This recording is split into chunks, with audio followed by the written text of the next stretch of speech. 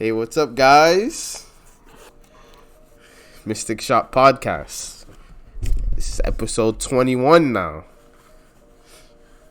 Can drink. Yes, sir. You can take a drink to that. I wish I had something to drink. My cup is empty. I haven't refilled. So I'm gonna have to go. I'm gonna have to go into the podcast thirsty. Wait, actually, I think I got some water here. Hold on. Yeah, I got some water here. All right. That's good. You gotta hydrate for this. Oh yeah, for sure. But how's everybody? How you doing, Swurv? I'm doing pretty good. I'm having fun playing. I am not really laddering much myself as of late. I've been tooling around, but I'm having a good time. Okay, that's good. So in general, how are you feeling about this new patch? How are you feeling about it? I don't know. I don't know. I don't know how to feel. It's been like there's so much that you can do. Like a PNZ is everywhere, dude. Oh my goodness. Oh yeah. PNZ and Demacia. Oh yeah. Oh. I'm sure we're gonna talk about Plaza. For sure, we're gonna talk about Plaza. You already know we're gonna talk about Plaza. Plaza is crazy. Like, no, I'm not gonna lie. I like looking at that card. I knew it was good. But I didn't know it was that good. Like, Plaza is really good. Honestly, yeah. like it's about, like, if we're rating it from 1 to 10, it's probably like an 8 on a scale. It's really good. Yeah, I think that's actually pretty fair. Yeah, I think it's about an 8. Like, don't get me wrong. Like 9 and 10 is like it has no counterplay and it's just broken. Like Old Hush. Like Old Hush is like a 9-10. Yeah. But I think Plaza is like an 8. It's like an 8. It's a really good card. But that's not the only card that's really good in this set. There's just a bunch of. I mean, let's be honest here. There's a bunch of cards that's just really good, really strong. Yeah. Like honestly, I feel like this expansion should have been called Monuments of Power because the landmarks in this set are crazy, out of control. Yeah. Targan's Peak is like, what? Yo, Targan's Peak is out of this world. I had to do. I was 6 mana ace. I was playing one of the decks that I'm going to talk about later. I won't spoil anything now. I mean, it's not a huge deal, but it was a lot of small units, and he got like the Targan's Peak down with this ramp. I had no way to interact with his ramp. Oh, buddy. He got Targan's Peak down, and he dropped freaking She Who Wanders. My whole board, my entire hand except for one spell was obliterated. I was like, oh, surrender, okay. Damn, he did you dirty. He did you dirty. Wow. Oh, man. Yeah, Targan's Peak is really good. Another one I don't really hear a lot of people talking about is Hex Core Foundry. I don't know why. It's freaking silly. This card is really silly, honestly. It's a fun card. It is. It definitely is. And all. I mean, these landmarks are way stronger than the ones from the other set. Like, honestly. Oh yeah. Like, a lot of these are going to be playable. Like, even moving forward. Like, Hexcore Foundry is always going to be playable. Targan's Peak is only going to get better once newer and more expensive cards come out. What else? What other landmark came out? Scar Grounds, dude. I love that one. Oh, yes. Yo, Scar Grounds. Oh my god. I've been having fun with that one. Yeah. Yo, hold on. Let me change this. Oh, you can filter by prismatics? That's really cool. Yeah, Scar Grounds. Yeah, Scar Grounds is really strong. Then we got Plaza. Oh god. Yeah. Plaza. Monastery. I think this card is playable. It just hasn't. It just hasn't found a. Wait. What has he come out with a new deck? Yeah, he put one out the other day. It's freaking nutty with this card. It's a Mind Meld deck. Mind Meld. Oh, Mind Meld. You can use Mind Meld as a finisher. That's really cool. And yeah, he's running the Wiggly Burble Fish. You get that down to like freaking 1 cost, 0 cost, and just keep bouncing it. It's freaking crazy. Yeah, that is nutty. Yeah, for sure. Wow. Yeah, and then you just keep getting spells from it as well. Wow. Yeah, that's pretty nutty. But yeah, I think these landmarks are way stronger. Like I wish they would. I mean, I know maybe later they'll do it, but I wish they would lower Voltahilia's mana cost. Because this card is not as good as they thought it was. I feel like personally. It leaves you wanting more. That's all I can really say about it. Like it's got some silly synergies. Like I could see throwing it into Zombie Anivia as a one-of. Yeah.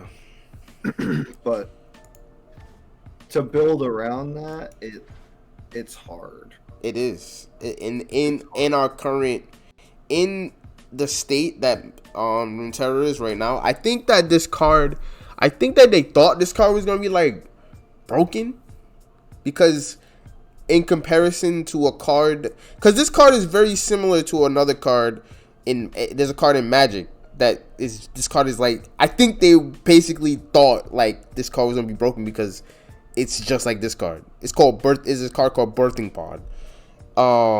It basically does the same thing like Voltahilia. It's just that you can activate it anytime. Like it's not like, you know how in Runeterra like things have to be either round start or round end mostly, but right. In Magic things are more interactable, so that card can activate whenever it wants. But right. Voltahilia is literally like it has a certain like if you play Voltahilia and then they just kill it, you basically pay 5 mana to do nothing. Like it feels really bad. Yeah, it feels pretty damn awful, yeah. Yeah. So that's the thing. I hope they look at this card later on and make it so that either it does this effect when it's placed on board, which sounds crazy, but I don't think it is, or it's like 3 mana. I think that goes way against like the premise of landmarks. The landmarks are supposed to have like a, like an enchantment type effect. I agree. Magic. So to have like an immediate effect out of a landmark seems a little silly, and that's kind of why Plaza, I think, is kind of fun, because you can actually get like super immediate value out of it, and same with like cards like Scargrounds and stuff. But a lot of the landmarks, like Star Spring, the Bilgewater one, Slaughter Dogs. Slaughter Dogs, it's like an enchantment effect that's happening. I mean, I think that's what they were going for. Like, they wanted to be like an enchantment kind of. They want the landmarks to be like enchantments mostly, but there are some exceptions like Grand Plaza for sure, and Scargrounds as well. I think this card is not crazy yet because it hasn't found like an official home, but this card is crazy. Scargrounds is definitely crazy. The hard part right now is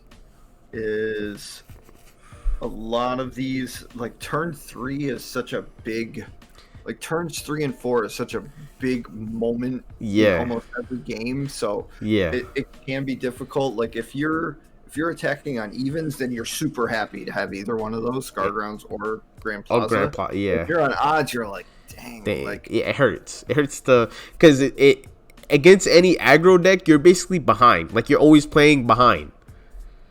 And against like a control deck, you're basically trying to play it and then hope to God they don't have some removal. because the control deck is gonna pass into you. The aggro deck's trying to win. So you playing a strategy where it's like in the middle, it's kind of like you're kind of in the middle. Like you don't know if you should play Grand Plaza or you should develop. Like you don't really know. And if you play on if you're like you said, if you play on odds, then you're kind of like you really have that choice. You're like, damn, should I even do this? Like I don't know. This might be a misplay. But if you're on evens, you're just like, yeah, you just slam down Grand Plaza. You don't care. He's like, yep, slam down. What you gonna do? Yep. But yeah, I mean that's what that creates good game mechanics though. Yeah, I agree. I can agree with that statement. Yeah, it makes it so that the card isn't, because I'm sure they knew Grand Plaza was crazy. Like let's be honest. Right knew when they were making this card it was gonna be crazy, but they also knew that it had limitations and it had counterplay, and I like that. Well, it has counterplay, you know, in certain matchups.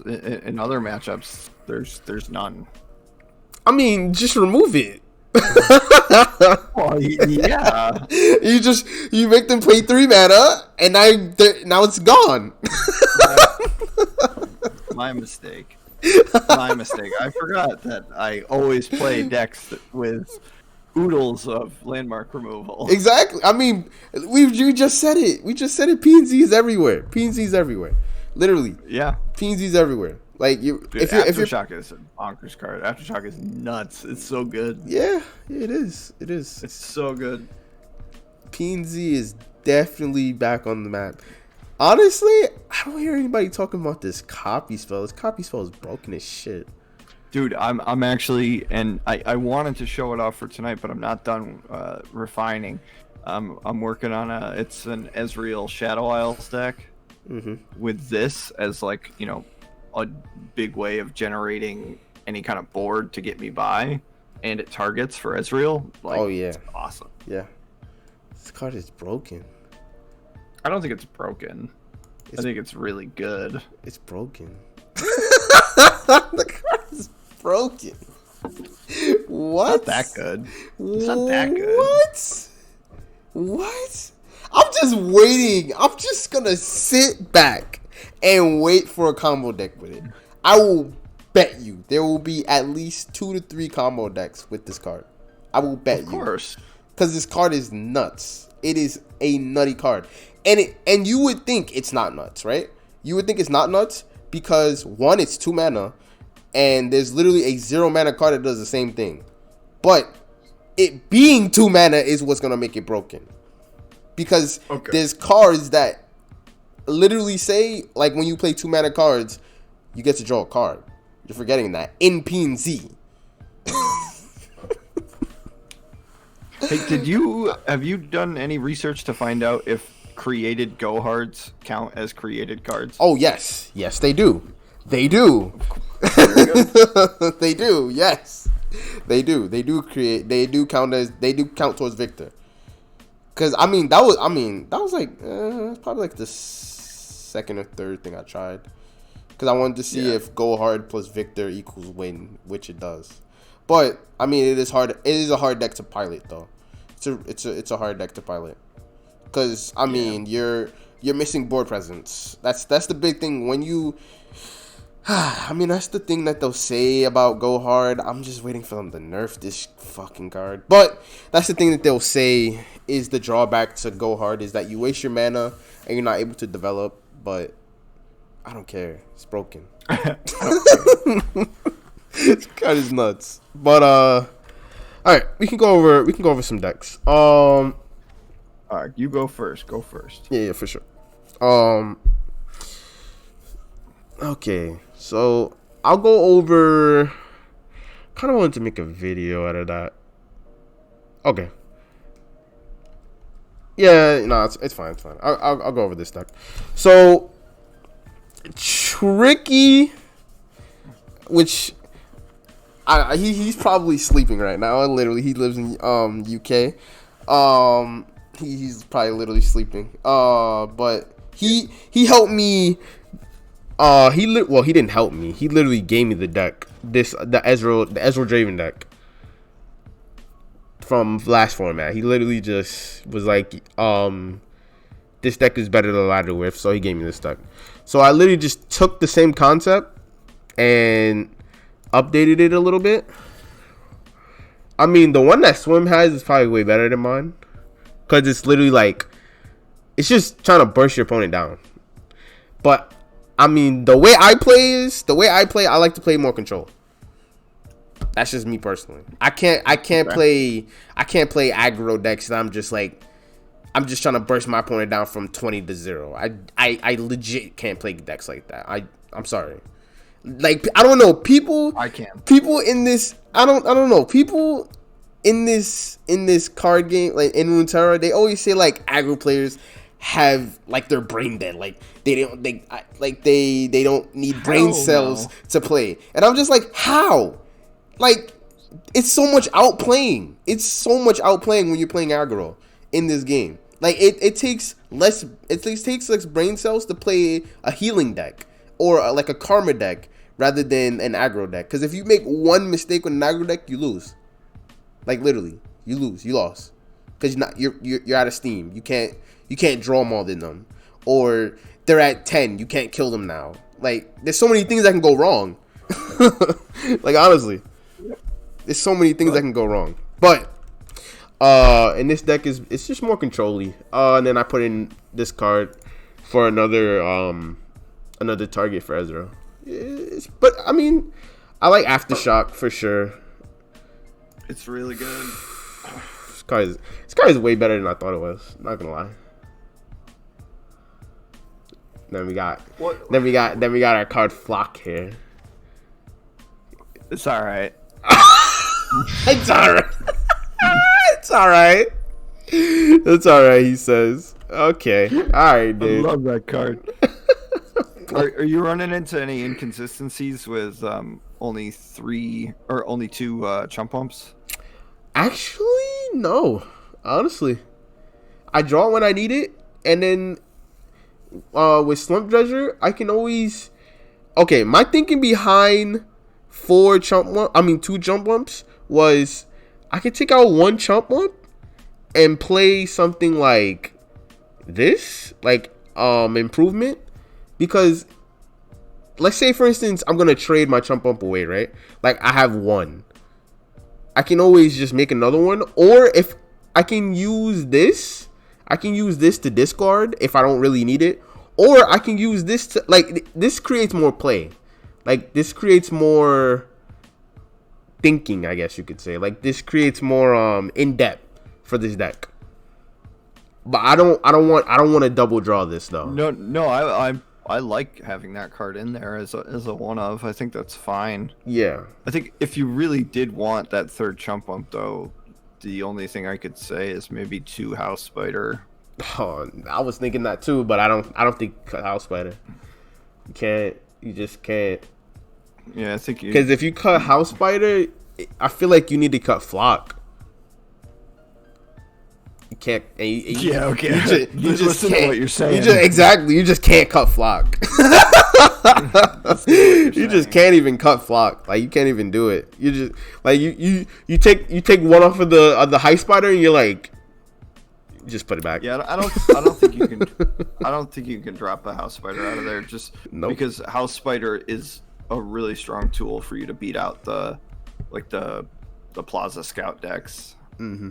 For you to freaking stabilize a little bit, give you more time. Yeah, for me to at least block them, and then turn on my Flocks. That's the main thing about this. That's literally what this is here for. Because then I can see I pass on 1. You pass on 1, and then you play. You're supposed to, but if your opponent passes at you on 2. You just pass back at them, like you're like, okay, you bank that mana, yeah, exactly. But if they play something on 2 and you have House Spider and Flock, then you just play House Spider. You just play House Spider and you hold up the Flock. You wait for them to attack. Unless you have attack token, then you attack them, and then you just Flock whatever you need to Flock. So that's usually the play on 2. But what have been your tough matchups? With this deck, definitely Feel the Rush, for sure. Like, this deck has 0 ways to even interact with Field Rush at all. Yeah, you kind of have to let them go with it. No, you have to burst kill them. Like, right? Yeah, that's what I'm saying. You just have to, like, when you have a chance to go in, you just go for it. You just go for it. Literally, if they have the response, what can you do? How are you going in before turn 8 though? Here's the thing with Field Rush, you can set up a whole bunch of weird stuff because they don't have a mid game. The only mid game that deck has is like Trundle, and you have Flock, so like you can kill Trundle pretty easily. So once you get Trundle off the board, you have Draven to hit them for 3. You have Slump Dredger. You have Jump Wumps. You have little damage here and there, and then you might play your Ezreal if you have a Tri-Beam in hand. You set up. You just set up, and then you might run into a Ruination or something like that, but they're gonna be already low health. Honestly, that's what's been happening to me. They're already gonna be low health, and if they waste a Vengeance on Farron, you're happy. To be honest, you're happy. Yeah. Your value from Farron comes from your axes to either be able to rummage them away or get an Ezreal on board and smack him for 5 each time. Exactly. So when you see something like a Harsh Winds or something like a Vengeance on your Farron, you're happy. You're happy to see that. You're like, oh, okay. So that's not going to be there for the big turn when you're trying to finish them. So against Field Rush, are you saying that? How much value and like cards would you put into taking out their ramp? Or do you let them ramp? I mean, do you let them ramp into the Trundle? Yeah, you just let them ramp into Trundle. But you're able, like I said, between the House Spider and Sentry and like Draven and stuff like that, like you're able to just kill it, honestly. And if they Avalanche, then you still have things like Draven on board. You still have Slump Dredger.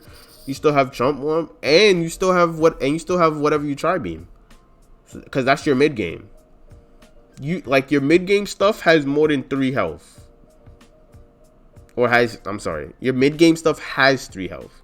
Even Ezreal has 3 health, because sometimes you could just slam him on just because. So it doesn't sound like that bad of a matchup. No, but here's the thing: if because I mean this can happen. They can ramp harder. They can ramp super hard, and then you literally can't do anything about it. And if they get to 8, I mean you lost. I mean, if they get to 8, you lost. If they get to 8 and you're at 5 mana, what are you gonna do? Like, what are you gonna do? So like, they get now next turn they're on 9. Unless you can literally just kill them in one turn, you lost, because they play Field Rush, and then what are you gonna do? All you're gonna do is Sentry for like a turn, and then they're just gonna kill you next turn. Yeah. So like, you just can't stop it. So it really depends on your hand.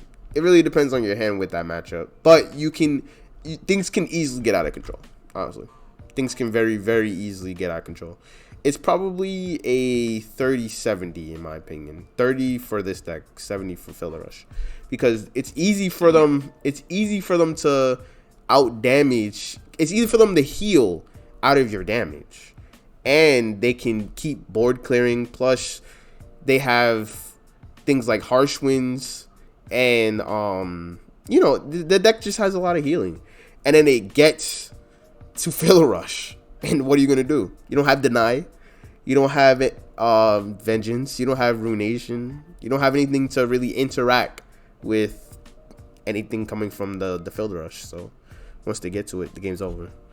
You unless they're at a low health, you're just going to the next game. So that's now when you're playing against some of the popular like Grand Plaza decks. So if they have a Plaza and they drop an MF and you have an Aftershock, what are you taking out? Well, actually, you can't because MF will be a 4/4, or vice versa. Say they have MF on board and they put Plaza down. What are you killing with Aftershock? The Plaza, for sure. The Plaza, for sure. Because there's so many ways that I could kill MF. Like, if I have Century plus Flock, she's dead.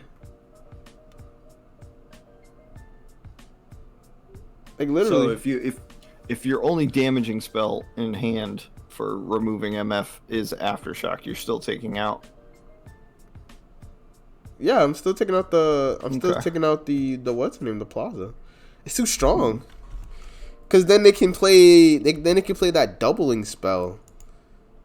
That builds trouble. Yeah. And if they get two really good 1-drops, the game's pretty much over. Cause if you can't remove them, what are you gonna do? Yeah, I feel that's a good explanation. Yeah, it's super strong. Or if you wait for it to stick around until next turn, they can scout and do more damage.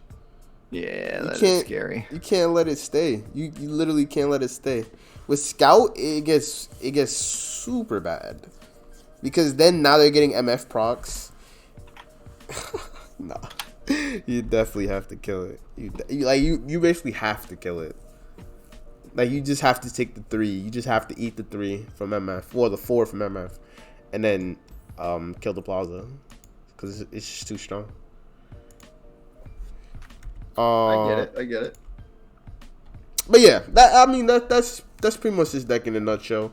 I mean, this deck, in my opinion, I feel like in other people's opinion, this deck has greatly changed. But I think that if you want to go with this approach of like more control-y, and still going for the Farron win condition, I think that this deck is still good.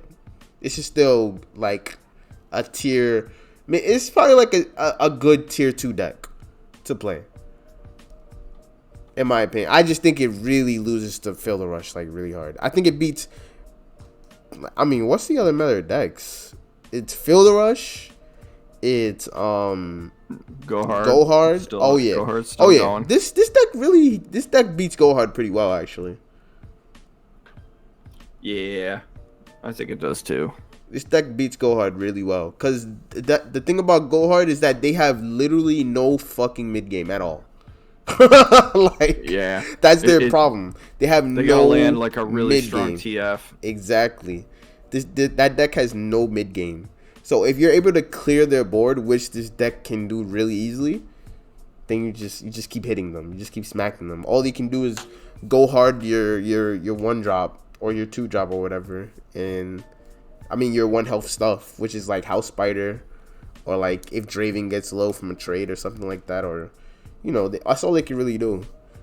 But once you get this stuff off the board, which is really easy for this deck, yeah, this deck just keeps going. That's the thing I like about this deck, is that once it's winning, you're winning hard.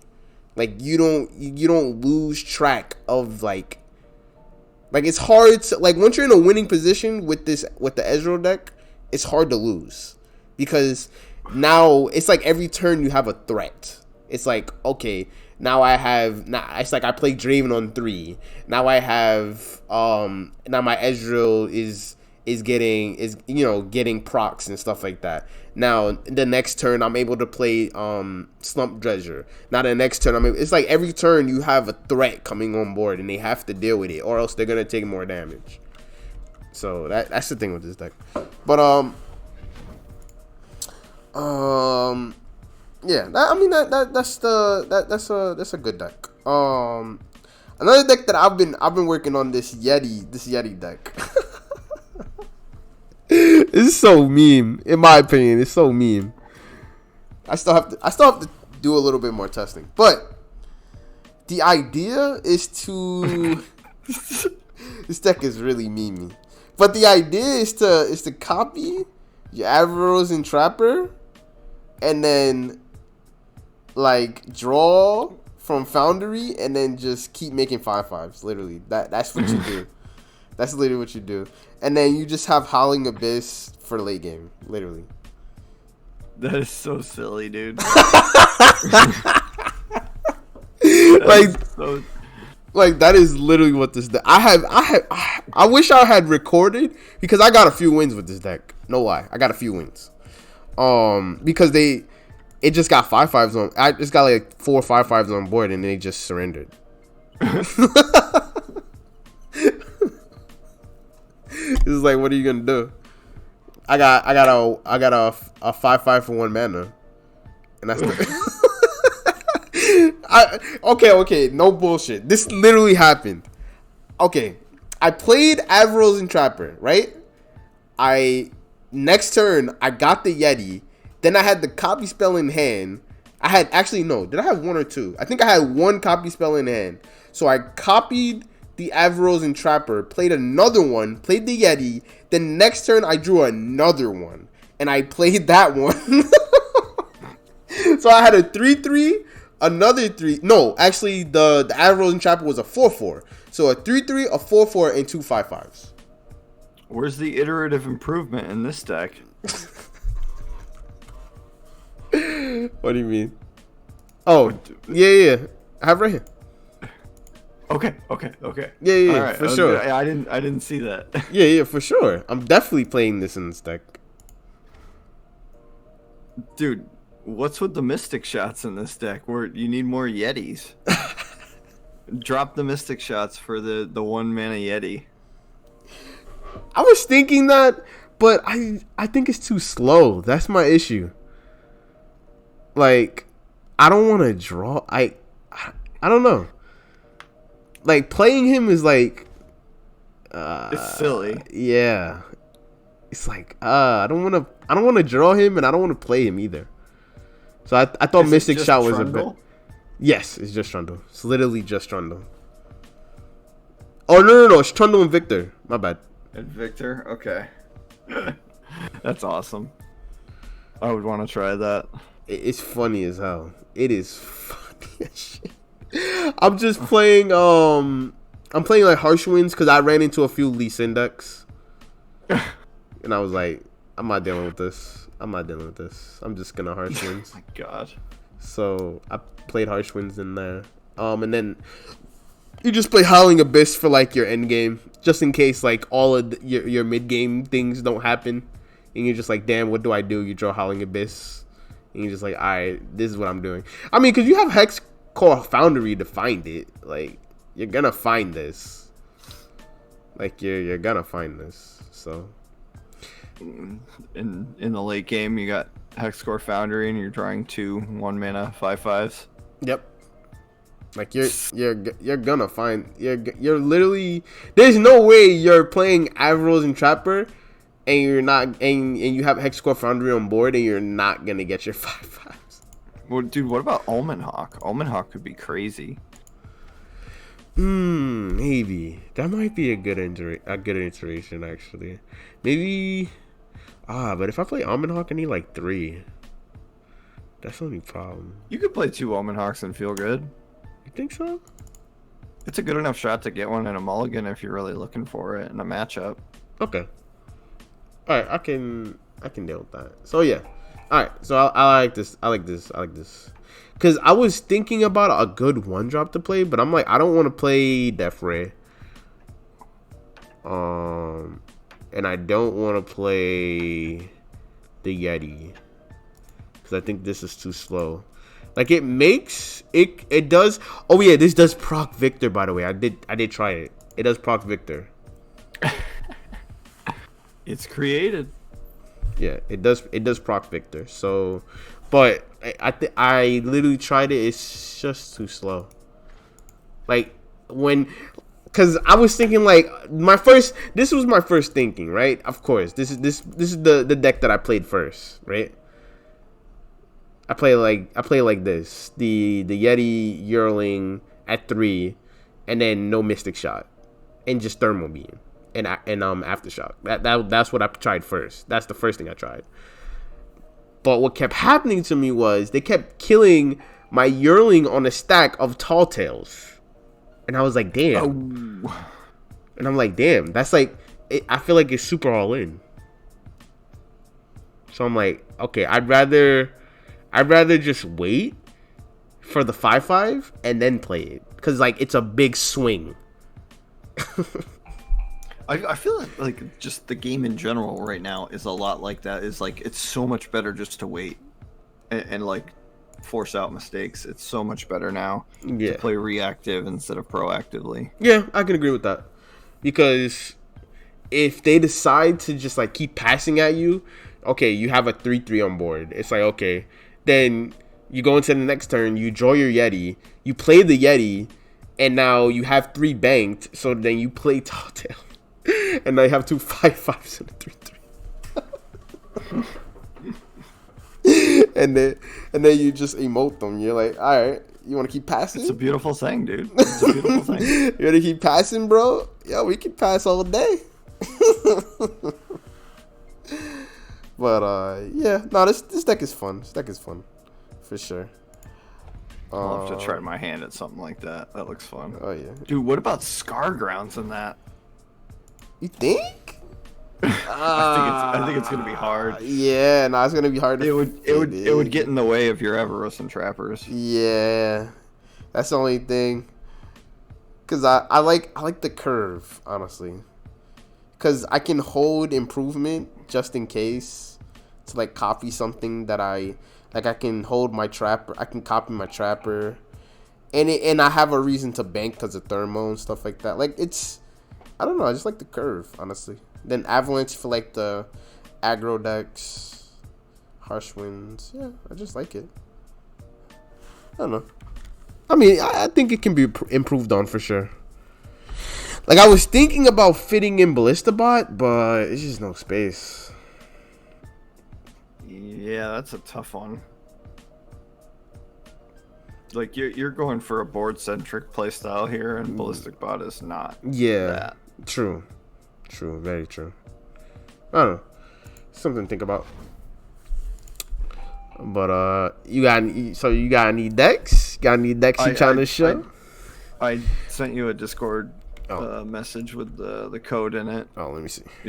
You're gonna know what it is just by looking at it right away, but it's what I've been having so much fun with.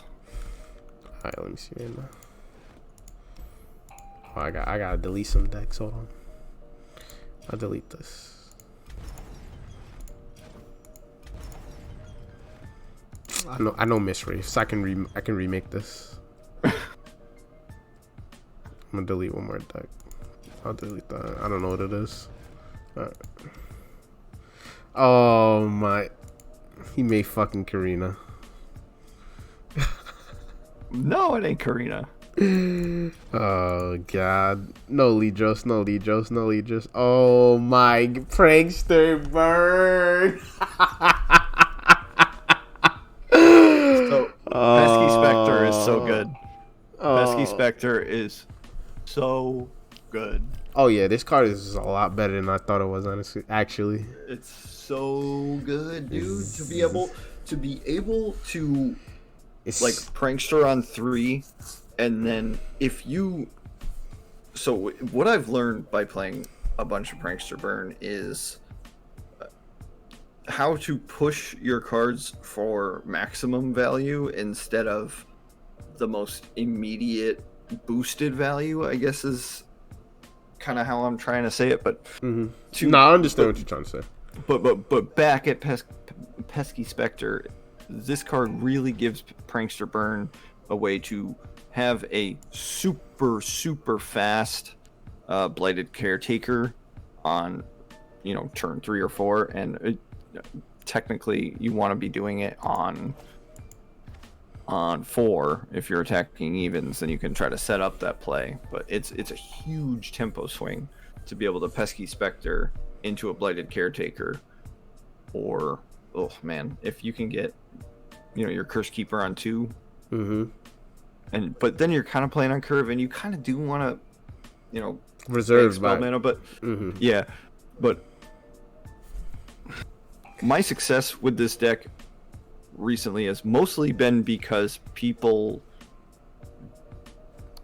don't understand where the damage is coming from, honestly, and it should be a basic rookie mistake, but I had it without Bark Beast for a little while, and I put it back in, and made some adjustments. But this deck has been it's a ton of fun to play. Wait, I'm sorry, give me one second. Yeah. Oh, we're on pause. We'll edit this section out. There he goes. He's gone. But, however, it's mostly been because people don't understand how to play around this deck, and you have to do a lot of hard passes. And the sad part about this deck is that right now it has a really, really, really terrible matchup into the Plaza Scouts deck, which is kind of everywhere in ladder. I'm currently 3-1 against it, but I know that once I play against higher players, they're never gonna lose to Prankster Burn unless I draw like super crazy nutty. Yeah. And that's been like the really sad part about it. I had it at 3 Mystic Shots for a little while, but I ended up dropping that down to a 2 of in favor of bumping Blighted Caretaker up to a 3 because I had it at 2 for a little while as well. And I find that with my deck building, I tend to like favor versatility over consistency, and it's kind of been biting me in the butt a little bit lately. So, I'm trying to keep all the super high value cards in here as a 3 of. And, Elise, a lot of times, Elise is such a high value card by itself, but it doesn't work as well towards the win condition of this deck as often as I would like. So that's why that's a 2 of. But I'm finding a lot of times my lethals in this deck are coming from after combat, where I have enough mana save to drop a Haunted Relic and a Used Cast Salesman down and just watch them die. And a lot of my success has been coming from plays like that. But this is a fun deck. I'm gonna be playing it probably a lot just because I'm just trying to have some fun with it right now, and I'm positive win rate with it, so this I'm gonna does keep going. 4 damage.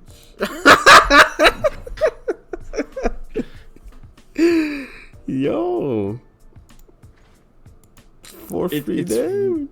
It's not very often that if I use Stalking Shadows and use Cast Salesman as one of my choices that I don't pick it. It's really not often. It's nuts. Yep. Like, I'm just staring at this and I'm just like, damn, like there's so much damage here. Like this just literally, once you play Prankster, like every card literally says do 1 damage. Yeah. Like literally every card says do 1 damage. That's crazy. And then you have cards like Doom Beast. I don't know. Doom Beast has been pretty sick lately.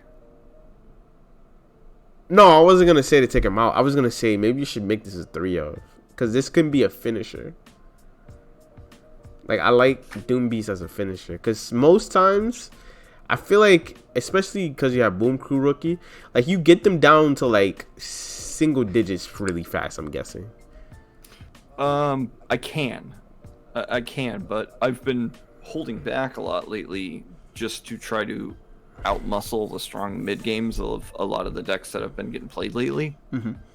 So I've been really kind of wanting Doom Beast there as to try to increase my clock by 1 turn in case I need to catch back up, because there's often a lot of times where I need to catch way back up with this deck, and I use Doom Beast as a chump blocker that gives me some health back to give me more time. I try to use Vile Feast in a similar manner. Mm-hmm. But this deck, it's you gotta think like basically you got like 3 kill turns where you're unless you've gotten way ahead in the early game, which this deck can do, and if you have the opening for that, you need to go for it and put pressure on really quick. If you get like a turn 1 Bark Beast, Pesky Spectre, and a Ravenous Butcher, like that's crazy. Like you're dealing stupid damage immediately. Yeah, and they don't have nothing, bruh. Yeah, it's a 6 damage turn 1. Yeah, like if you have the opening for that, you have to go for it. But a lot of times I'm like, okay, I'm at turn 4. I got my Neverglade Collector in hand. I already got hopefully my Prankster on board. I'm going to sit back and wait, and I'm going to just do everything I can to live against their turns, 3 and 4, while not using my units that, one, create a couple ephemerals like Blighted Caretaker or something, or, I'm holding on to my Haunted Relics. I'm not just going to chump block. I'm going to use my health as a resource, get my Neverglade Collector out, and then I'm going to, kind of all in, not all in one turn, but all in over like 2 turns of just making sure I'm keeping my Neverglade and or Prankster alive, while just holding back what I can from them, using anything I can as removal, playing Pesky Specters if I got them as chumps, and just saving mana for being able to gain my health back with Neverglade like after combat, and then maybe drop a Blighted Caretaker or something onto anything at that point. I would throw it onto even a Boom Crew Rookie if I had it out, but push that damage in and get your ephemeral deaths in while you have your Caretaker out, and then just try to finish out after that. So Pesky Spectre basically took the spot of Fading Memories. Like this card is literally just a better Fading Memories. Well, for this deck, I mean, Fading Memories is really good for other archetypes. Yeah, for sure. But I'm talking about specifically for this deck, because literally what all this card did was basically make an ephemeral, which this does now. Yeah, I mean, oftentimes I was not using Fading Memories in this list anyway. I was using the spider guy. Why can't I think of his name? Aristocrat. The one drop. Yeah. Oh, Harpless Aristocrat. Yeah, Hapless. Yeah. I mean, I was using that. Hapless. Because that's 2 deaths. True. So it's... I mean, do you find it to be better or worse? Oh, Pesky Spectre is better. Sure, for sure. And I've had a couple of games played where, round starts, we both draw, and they give me the sad poro, and I'm like, you just drew one of my Peskies. And I'm like, dude, go ahead, send them out there. I'll take 2 of them. I can use them. Can you? Like, you're getting extra value out of Pesky Spectre, whereas they're just not drawing a card that could lead to their win condition, which is hilarious. Yeah, that's true. That's very, very true. Wow. Yeah, that's... oh, wow. Yeah, I can definitely see the damage, for sure. Yeah. Especially, you stalking shadows into like a freaking used car salesman. Oh my god, you do like literally... oh, Jesus. It's a lot of damage. Jeez. It's so much damage. If they have an open board, you literally do like freaking, what, 3, 4, 5? They're always gonna have a board. They're always gonna have a board. That's true. That's true. They're always gonna have a board. And really big weaknesses for this deck. It's got a really bad matchup against the Plaza Scouts. It's really bad. Yeah, you hate challengers. You have to pilot perfectly. You have to honestly like bank a bunch of spells like Haunted Relic and Glimpse and save your Ravenous Butchers and wait till and drop your Neverglade Collector in that turn where you can do all that just to gain health against them. So you just have to go for like a big swing, basically. Yeah, you have to really like just sit and do a huge swing on one turn to beat them, which, like I said, I'm 3-1 against the Plaza Scouts so far this season, but it's only because I know that they're just aggro monkeys playing it right now. Just trying to find, so yeah, for sure. But this deck has a weak matchup against like the beatdown overwhelm decks, like the Darius. Oh yeah, because you can't chump block. Decisive Maneuver, like You could jump block, but it doesn't mean as much. So Yeah, because they have overwhelm. Also, this deck has a really bad matchup against Indoor, because they're basically doing the same game plan. yeah. I don't know if I've played an Indoor, but I feel like if you can plan your turns 4, 5, and 6 accordingly, and manage to not take too much damage, then you have a shot at draining them down. Wait, so no Elise? I mean, no Callista? No. I just noticed. No, there's too many other things that you should be doing with a 3-drop. So I found that Elise is much better. It covers up a hole in the 2 spot. Okay. No, I was just thinking about it. I was like, wait, no Callista? Usually this list is playing like 2 Elise, 3 Callista. Nah. Oh. There's too much stuff going on. Callista's a great card, don't get me wrong.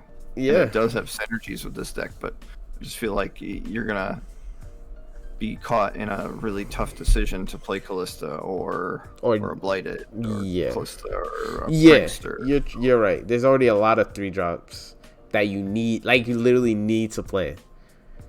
So like you're going to be caught between Callista or freaking Blighted Caretaker or like Phantom or like Prankster.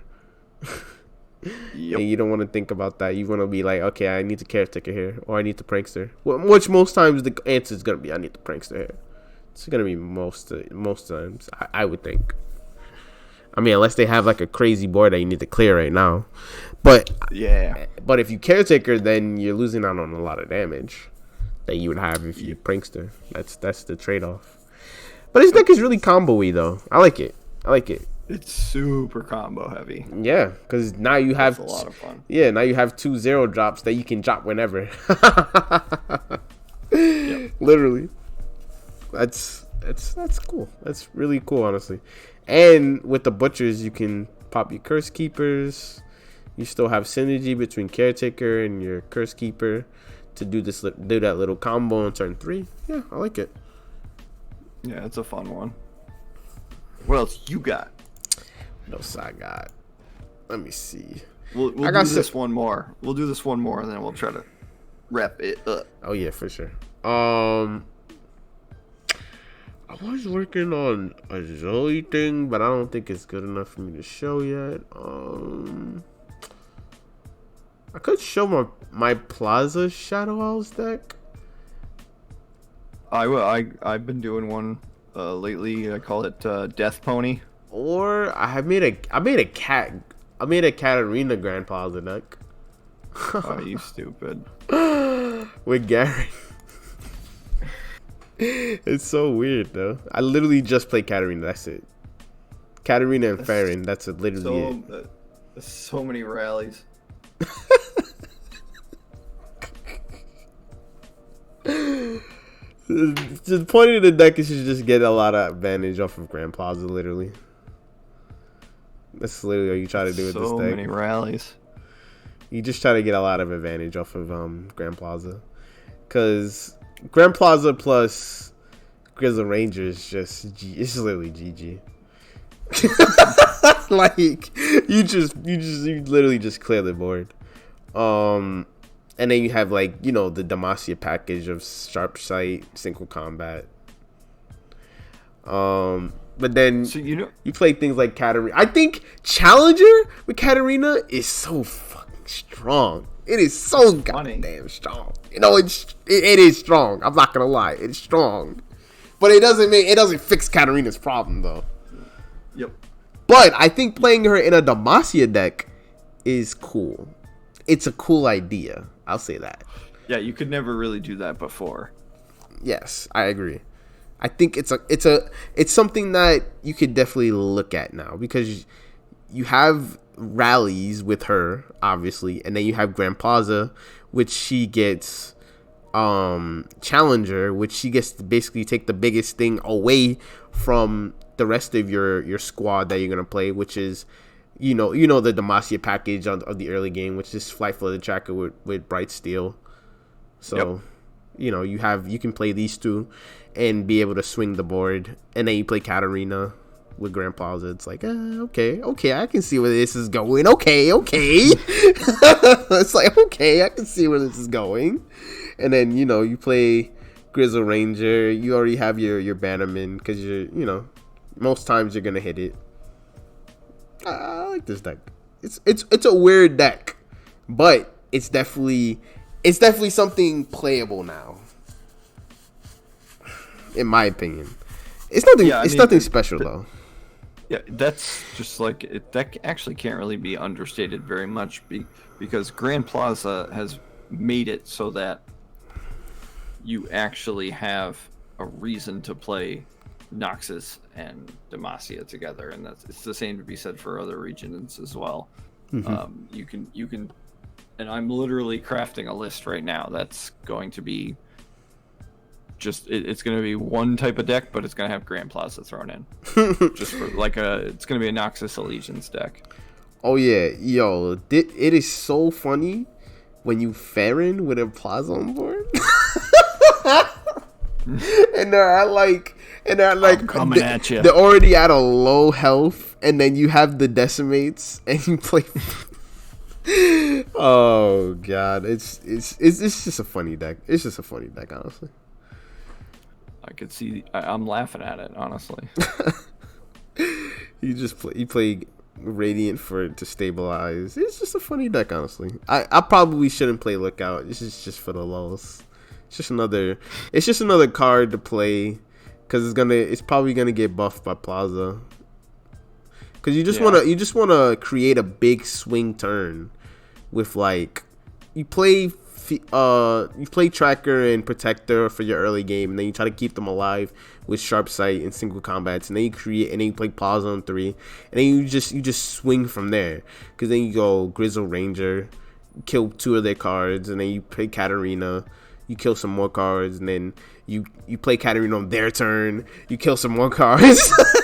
You just swing. You're just able to just swing at them. It's just like a, what would you call it? It's like a domino effect. It's like if they don't kill Plaza on turn 4, then you keep doing things that are they're just like, damn, why didn't I just kill this Plaza? Or why didn't I do something about this? So that's what this deck is. Plaza does kind of shore up the Katarina tempo loss a little bit because of the Challenger and the ability to just use Katarina as, removal over and over again every turn. Mm-hmm. Because, because the biggest thing is that you can't make somebody block her. But guess what Plaza does? She's like, nah, you're blocking me, and I'm going back to hand. So technically, she 1 for 1. Technically, she's still trash. True. But she did 1 for 1. I'm just saying. I'm not defending. I'm with you. But I think, but since I crafted this deck, I haven't played it a lot.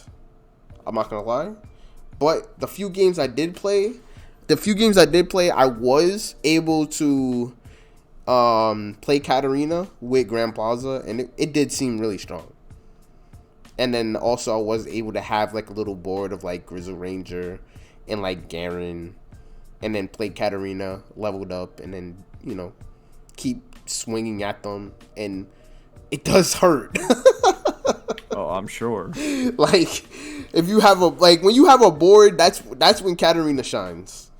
That's when she shines. But if you don't have a board, then it's kind of hard. So that's why I think her home is probably going to be something like Demacia for Katarina, in my opinion. Because I'm not saying Noxus doesn't have good followers to play for her to rally, but it's when you rally. When you get Katarina, when you play Katarina and she rallies, you need to be literally swinging at them with cards that are either high attack or that they're gonna do something again. When you Citria after you Katarina, that's disgusting. Or if that's gross. Or if they didn't kill your Grizzle Ranger for whatever reason, and then you play Katarina, and then you scout with it again. Like, that's disgusting. That is just disgusting, honestly. But yeah, I mean, like I said, I haven't played a lot with this deck. This deck probably needs a few iterations. Like, maybe I'll take out Radiant Guardian, maybe, for a more aggressive kind of standpoint. But and also look out. It's just for the lows. But yeah, I think some kind of iteration of this will be good. Like, maybe instead of Lookout, maybe you could play something like Legion Saboteur for like a big swing. I mean, your 35-5 would maybe playing Bannerman? Yeah. Oh, you are? Okay. Yeah. Okay, so Bannerman's there. Let's see. I was thinking Farron's though. No. Originally I played 2. I just put the 3rd one just now. Oh, okay. 3 though. Because I didn't know what else to put in. I mean, I'm not. Oh well. I was thinking I would take out Sharp Sight in single combat, but I'm like, you really need those. Yeah, you do really need those. Maybe an Iron Ballista? But it kind of conflicts with 3. 3 is already so much. That's why I put Redeemer at 2. Because you already have Katarina and Grand Plaza. I think you would need another 2-drop. True. Like, I mean, that's why I was playing what's her name. But maybe Legion Grenader is good. House Spider with Plaza is really funny, but then you'd have to drop Bannerman. Yeah, that's why I didn't want to play a Noxus one. Egghead Researcher might be okay. Or do you feel like you would need the spell mana? You could play Stony Suppressor. I was thinking about playing Stony Suppressor. I was definitely, because I'm like, wait, all I have is Sharp Sight and single combat. And if I play Stony Suppressor, this is just 3. Yeah, I think I might try that. It's painful. The only thing that I'll say that it stops is now Blade Edge is 2. But who cares? I'm not going to play it anyways. I'm not even going to play it anyways. No, there's no need. But yeah, I might play like this. Because I can still play my Sharp Sights because it's 3 mana. Yep. So, yeah, look good. Alright. I think you should try that one out. But no, this has been a nice take on the podcast. I think this week this was refreshing. Yeah, just talk about some decks. Talk about just some things we're laddering with. I feel like we've been trying to like keep to a certain format. I mean, it's good. It's definitely good to keep to a certain format, but it's also good to sometimes have a fun episode and just talk about the cards and just talk about how we're laddering and just have some fun. Sometimes you just need a little refresher on the game sometimes. And I feel like you want to watch some Prankster burn after this. For sure. Because that deck, deck looks like it does so much damage. Like on turn, I'm in a normal right now, but I'll play a ladder game with it. I'll turn the stream on. All right, yeah. Let me see that. Wait, are you in a normal? I can spectate you. Remember? No, I just left. I'm not playing Prankster. I was trying something else out, but once we end the call, I'll turn my stream on. Oh, okay. All right. And we'll keep the call going, but end the podcast. All right. So we'll end the podcast here. So thank you everybody for coming through. Thank you. This will be on YouTube. I'm gonna try to upload this by what's today? Tuesday. I can get it done by tomorrow because I don't have school anymore. So that's good. I'm gonna try to get it uploaded. What I need to do though is set a certain time. That's my issue now. The day I can do, but the time, that's what I need to work on. That's what I'm gonna do. That's what I'm gonna work on for you YouTube people. Coming 2021, I'm gonna work on a time. because He's got his resolution because going. I feel like I can upload it on Wednesdays no matter what, but it's like, what time am I gonna upload it on Wednesday? That's been a big problem. So I'm gonna try to upload it by maybe 6 or 5ish, 6 p.m. Eastern Standard Time. No promises. Soon TM. I'm gonna try to upload it by then. So that's technically, well, if you're seeing the stream, that's tomorrow. But if you're seeing it on YouTube, that's technically gonna be today. So, we'll see you. So next time we'll be streaming is gonna be next Tuesday. We'll try to keep a consistent time. So it's gonna be like 10 o'clock. Is that good for you, Swurv? Yep. All right. So it's gonna be 10 Eastern Standard Time on Tuesday. We're gonna try to keep consistent every single week. So yeah, come join us. Well, we're trying to go over different decks, how to climb, just different. We're gonna do stuff. the emote tiers. We're gonna do the emote meta. Oh yeah, we definitely tier ranking very soon. I wanted to do that since